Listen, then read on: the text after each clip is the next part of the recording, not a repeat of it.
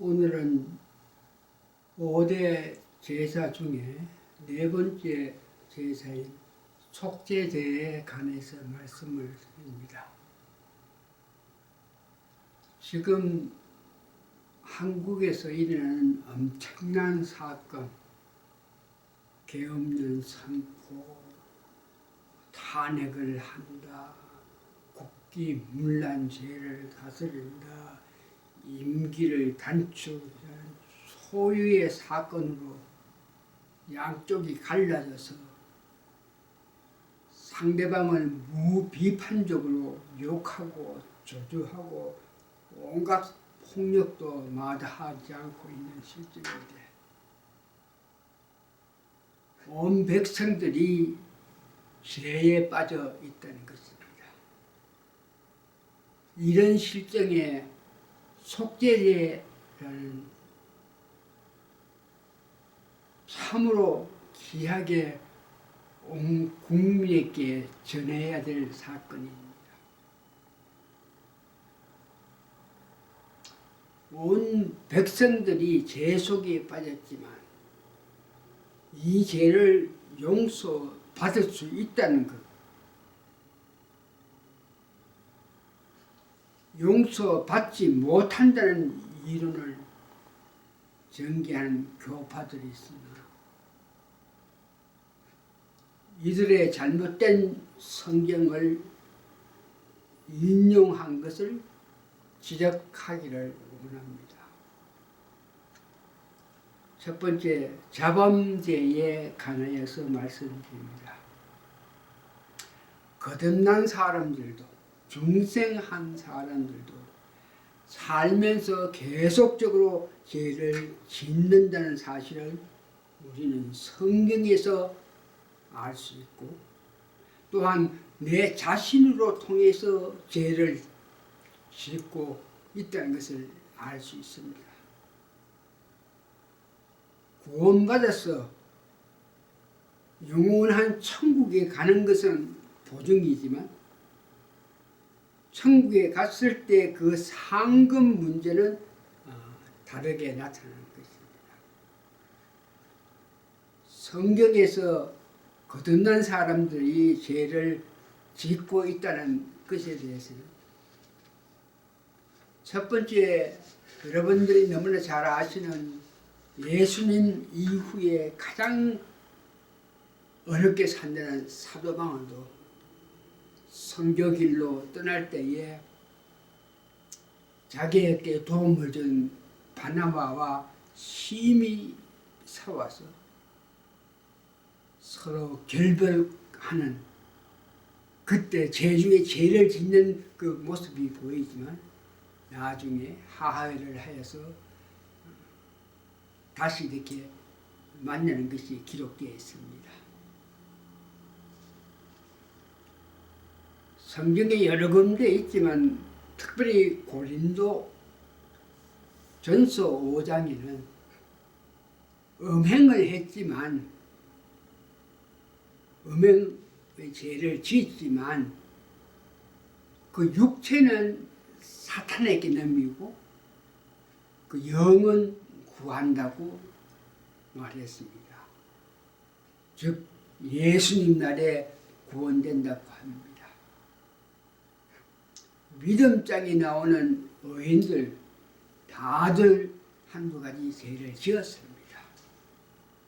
믿음장에 여러 사람 나오는데 노아는 이 포도주를 잘못 먹어가지고 옷을 벗고 누워 있어가지고 그 아들로 하여금 그런 모습을 봐가지고 자기가 포도주를 먹어가지고 옷을 벗었기 때문에 그것이 죄가 돼서 아들에게 큰 죄가 될 수 있는 그런 죄를 짓고, 아브라함, 이삭도 마찬가지로 자기가 살면서 불리할까 싶어서 자기 아내를 여동생이라 그러면서 자기 생명을 보호하기 위해서 그런 거짓말을 했고, 이삭도 마찬가지로 자기 아내를 누이라 그러면서 자기 생명을 위해서 거짓말했던 그런 일들이 많고, 야곱도 뭐 얼마나 거짓말합니까? 형에서 에서에게도 거짓말하고 몇 번이나 거짓말하고 모세도 죄를 짓고 기생 라합도 죄를 짓는데 기생하는 그 자체가 죄를 짓는 것이죠. 삼손도 보니까 여러 가지 육체적인 관계 뭐 이런 것들로 죄를 짓고 있습니다. 그러나 믿음적인 그들은 죄를 짓지만 결국은 바라는 영원한 나라로 갔다는 것을 우리에게 알게 할 수 있습니다. 두 번째는 내 자신을 통해서 내가 죄를 짓고 있다는 것을 알 수 있습니다. 하루라도 죄를 짓지 아니하고는 살 수 없는 어지러운 세상 속에 살기에 계속 죄를 짓는 것입니다. 나 중심에서 벗어나지 못해서 특별히 공중 권세 잡은 세상에서 우리가 살기 때문에 죄를 짓지 아니하고 살 수 없으니 어떤 성경에서는 죄를 짓지 않고 살려면 이 세상에서 떠나라 나가라 그랬습니다. 이 세상에 있는 한 우리는 죄를 지을 수밖에 없다는 것을 이야기해 줍니다.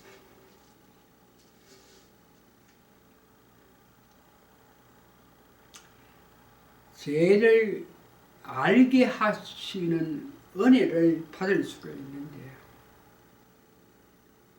성령님이 내 안에 충만하면 성령님의 소리를 듣게 됩니다.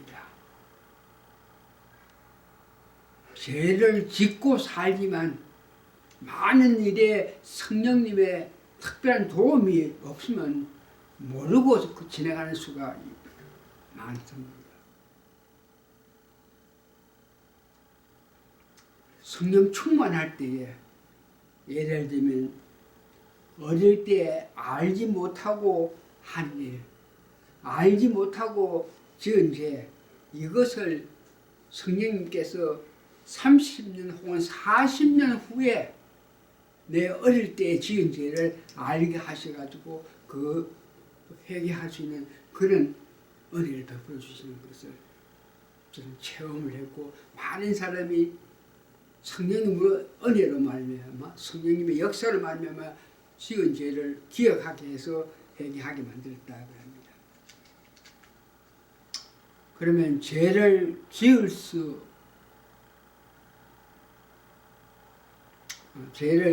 지을 수밖에 없는 것에 대해서 말씀했는데 두 번째는 죄를 용서받을 수 있는 근거가 무엇이냐? 뭐에 의해서 우리가 죄를 짓지만 용서받느냐? 원죄의 문제에서는 예수님의 십자가의 그 도, 디모데전서 2장 6절에 예수님이 십자가에서 피를 흘리셨기 때문에 우리가 죄 가운데 있는 우리가 구속을 받았다. 속죄하심을 받았다. 예수님이 피국로로 말미암아 내가 죄진 모든 죄를 예수님이 내 구세주라 영접했을 때에 그때에 제 모든 죄를 용서받는다는 것입니다. 자범죄 문제는 내가 살면서 계속적으로 죄를 짓는 것을 알고 그 죄를 하나님께 구하면 용서해 주신다는 것이 요한일서 1장 9절에 하나님이 미쁘셔서 우리가 죄 없다 하지 않고 죄 있음을 알고 죄를 고해 바치면 용서해 주신다는 것이 이 성경입니다.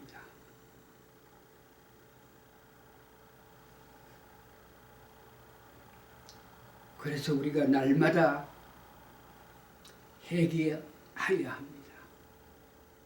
특히 하루 일을 마치고 침대를 가기 전에 눕기 전에 오늘 하루에 지은 것에 대해서 회개하고 꿈에서라도 죄를 짓지 말게 해달라는 기도는 생명이 다 할 때까지 하시라. 이제 세 번째, 오늘은 간단히 말씀드리겠으면, 죄를 용서받지 못한다는 파들이 있는데, 그들이 주장을 보면 성경을 해석할 때 앞뒤 맥락을 통해서 구체적으로 자세히 해석을 해야 되는데, 한 구절, 몇 구절만 뽑아서 그 성경 구절로 강조하면서 죄를 짓지 않는다.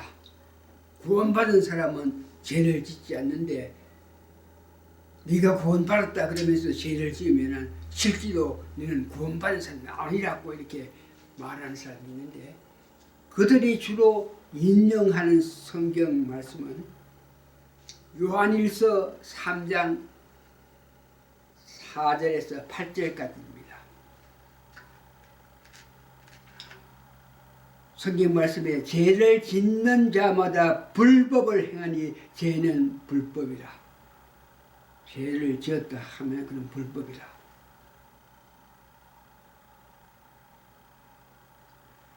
그가 우리 죄를 없애려고 나타나신 것은 너희가 아느니 그에게는 죄가 없으리라. 예수님이 우리를 위해서 오셨다는 것이죠. 그 안에 거하는 자마다 범죄하지 아니하니, 범죄하는 자마다 그를 보지도 못하였고 그를 알지도 못하였니라. 그러니까 이 성경 말씀 6절만 해석하면 예수님께서 우리를 위해서 죄사함을 해 주시는데, 그를 알지 못하면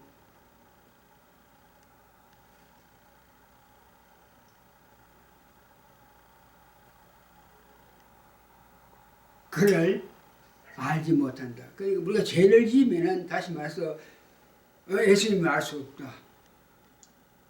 거듭난 사람이라도 내가 죄를 지으면 예수님을 알 수 없다. 그러니까 예수님을 알지 못하는 게 죄죠.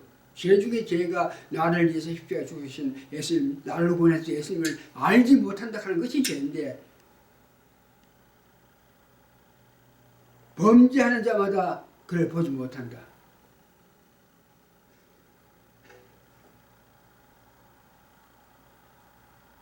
(8절에) 보면 죄를 짓는 자는 마귀에게 속하나니 마귀는 처음부터 범죄함이니라.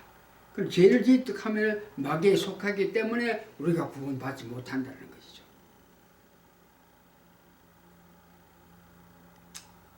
그러나 8절 마지막 절에 보면 하나님의 아들이 나타나신 것은 마귀의 일을 멸하려 하십니다.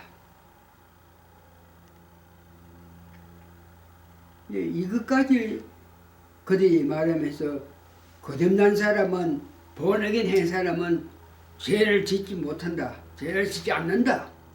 그래서 거듭났다 그러면서 죄를 짓고 살면 너는 거듭났지 않았기 때문에 새롭게 우리가 말하는 교회의 교리에 대해서 심각하게 들어야 된다. 그러면서 접근하죠. 그러나 9절에 보면 하나님의 씨가 그 안에 거하면 죄를 짓지 아니한다 합니다. 하나님의 씨. 그러니까 하나님 씨, 즉 구원 받았을 때 주시는 하나님의 생명을 말하는 것입니다.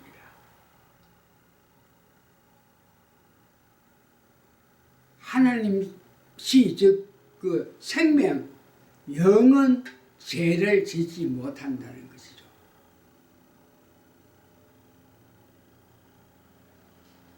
구원받은 사람들도 죄를 짓는데, 죄를 짓는 것은 인간을 3분설로 해석하면은 영이 있고 영혼이 있고 육체가 있는데, 영은 하나님의 씨, 생명은 죄를 짓지 아니하나 영혼과 육체는 죄를 짓고 있으니 회개하면 용서받을 수 있다는 것입니다.